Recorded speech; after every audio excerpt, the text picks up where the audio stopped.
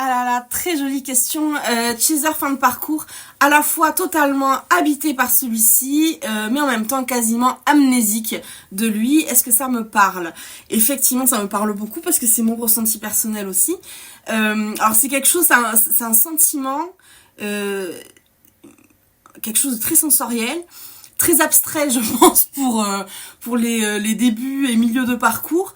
Et effectivement, en fin de parcours, il y a une forme de scission qui s'opère au sein de ce qu'a été notre expérience de flamme jumelle, on va dire ça comme ça. La scission, c'est que d'un côté, il y a cette expérience de soi où, enfin, et c'est inédit dans notre vie, donc je sais pas quel âge vous avez, mais ça n'est jamais arrivé du moment de votre naissance jusqu'à ce moment-là. Vous avez enfin une expérience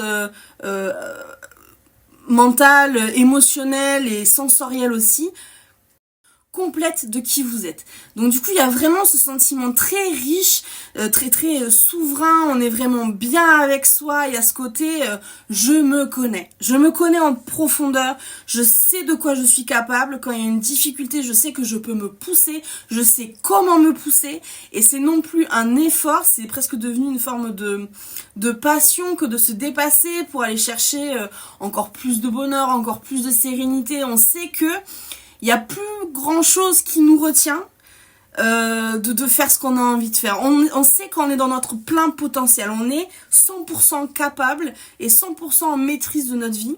C'est un sentiment très riche dans le sens où souvent dans le parcours de flamme jumelle, il y a quand même des passés qui sont difficiles émotionnellement, que ce soit en termes de relations, en termes familiales, les deux, amicales, etc. Que quand on a cette pleine maîtrise, c'est une forme d'indépendance, dans le sens où émotionnellement on ne dépend de personne, on ne dépend plus de personne, on ne dépend pas non plus de notre passé. Et c'est pour ça qu'il y a une vraie scission qui se fait dans le sens où on est enfin détaché de tout ça. Mais en même temps, on a aussi une conscience de ce qu'a été notre parcours. On sait très bien par quoi on est passé, on sait très bien aussi quelles leçons on en a tirées. Mais ce sentiment dont tu parles, cette scission qui s'opère, c'est comme si on décidait d'archiver un certain nombre de souvenirs, un certain nombre de mémoires, comme si on ne voulait garder que la leçon. C'est-à-dire on archive l'exercice qui, lui, ça n'est que du papier, ça n'est que de l'encre, parce qu'au final, la source, vraiment, le truc le plus précis qu'il faut conserver, ça n'est que la leçon, que la conclusion de l'exercice. Donc on vient archiver tout le papier, toute la paperasse non nécessaire désormais, et effectivement, on revient à une forme de souvenir du parcours qui est vraiment très condensé.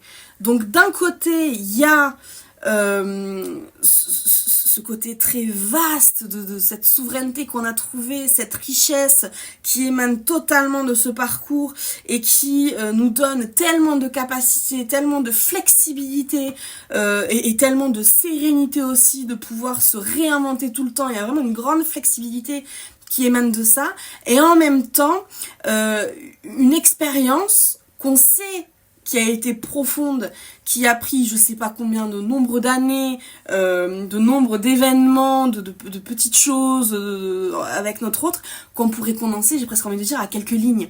Donc c'est vrai qu'il y a un déséquilibre, on va dire, qui se fait entre les deux, d'un côté vers soi très exhaustif, et d'un parcours au final qu'on arrive à rapetisser à peau de chagrin, quoi. Sensoriellement, c'est vraiment libérateur parce que dans tous ces souvenirs qui s'archivent, donc le fait de rapetisser vraiment le parcours comme ça à juste quelques lignes qui sont essentielles, dont il faut qu'on conserve la mémoire, mais tout le reste au final est négligeable puisqu'on a intégré la leçon, c'est autant d'informations qui s'en vont. Et dans ces informations, il y a aussi des accroches énergétiques, j'ai envie de dire, sur lesquelles on peut mouliner. Donc c'est un grand, comment dire, c'est un grand service qu'on rend à son mental à ce moment-là, aussi à son énergie, aussi à la 5D, parce qu'elle a moins d'emprise, elle a moins d'accroche pour venir se réactiver, par exemple.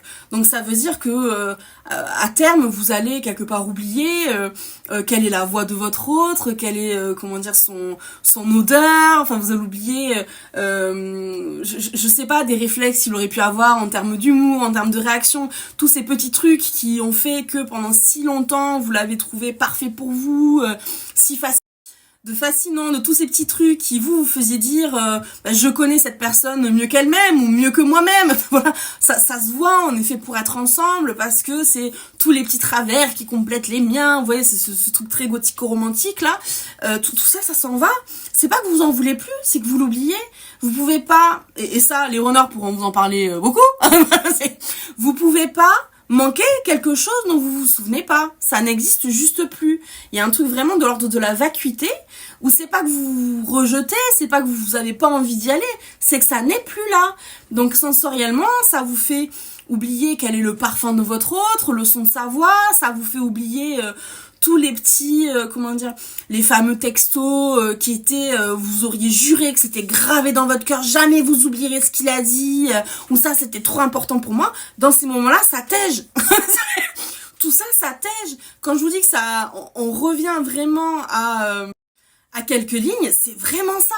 C'est-à-dire que il y a beaucoup par exemple de chasers en début de parcours ou milieu de parcours qui peuvent vous faire un détail approfondi de comment s'est décanté leur parcours à coup de date, à coup d'heure, à coup de machin. Aujourd'hui, moi je serais bien incapable de vous donner une temporalité sur quand ça s'est passé. Genre je pourrais me tromper, je pense à l'aise de 2 ou 3 ans sur le tableau, hein. Genre, à l'aise. Genre attends, ça c'est passé quoi? Attends, c'était quelle année? Moi c'est ça mon état d'esprit aujourd'hui. C'est vraiment de l'ordre, l'énergie à ce moment-là, elle tape vraiment dans l'ordre de la vacuité. C'est-à-dire que ça n'existe plus, c'est passé, c'est archivé, voilà. Donc vous êtes plus tributaire de cette mémoire. Pendant très longtemps, le chaser, c'est son rôle justement d'entretenir cette mémoire, et c'est pour ça que les chasers en particulier se masturbent énormément sur les dates dans leur calendrier, qui se souviennent très très bien ce qui s'est passé, à quel moment, comment ça a été fait, c'est votre rôle. C'est votre rôle parce qu'en face, vous avez un runner qui est complètement amnésique et qui a déjà du mal à se souvenir de quelle culotte il a mis le matin. Concrètement, c'est ça. Hein? Voilà. Donc, le truc, c'est que quand votre mission s'arrête, que vous n'êtes plus censé porter la charge de la mémoire, on va dire ça comme ça, cette charge s'en va. Les informations aussi. Ne reste que l'apprentissage que vous avez fait, plutôt la conclusion de l'apprentissage, à savoir, vous vous êtes enfin trouvé, vous. Donc c'est vrai que sensoriellement c'est très perturbant, dans le sens où on sent un parcours et puis vraiment des souvenirs nous quitter, mais en même temps ça laisse une forme de vacuité, donc on n'y pense plus en fait, tout simplement. Mais c'est vrai qu'il y a un petit moment de fluctuation au milieu quand ça commence à se faire comme ça, on se dit c'est bizarre.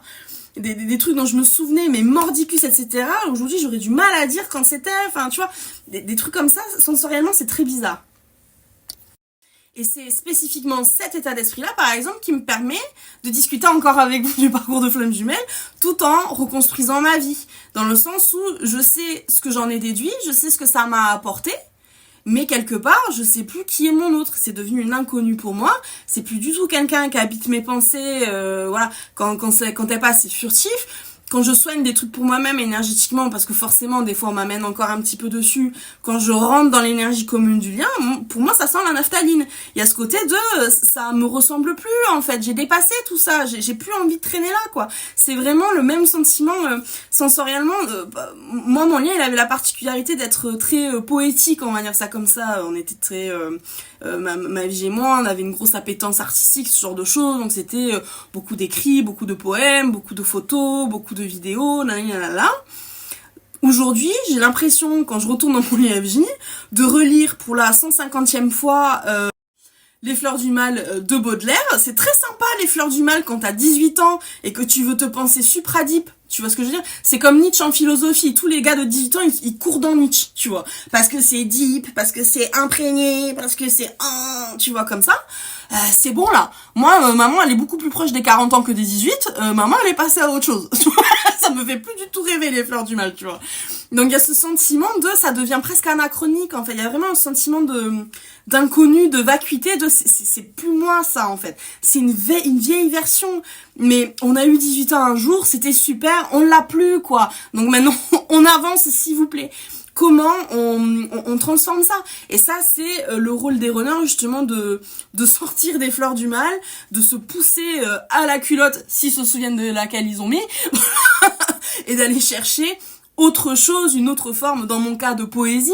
Pour vous, c'est peut-être autre chose, votre appétence dans votre parcours, mais Mais l'idée est la même, c'est le runner qui à un moment donné se rend compte que son chaser est devenu amnésique du parcours, que ceux qu'ils ont connus, que le parcours qu'ils ont partagé, c'est-à-dire le parcours tangible, les événements, les moments qu'ils ont partagés ensemble, les discussions qu'ils ont eues, appartiennent au passé et que ça ne sert à rien de refaire le match, que c'est pas en refaisant le match que le runner va réussir à amadouer le chaser, parce que le chaser il veut plus tout ça.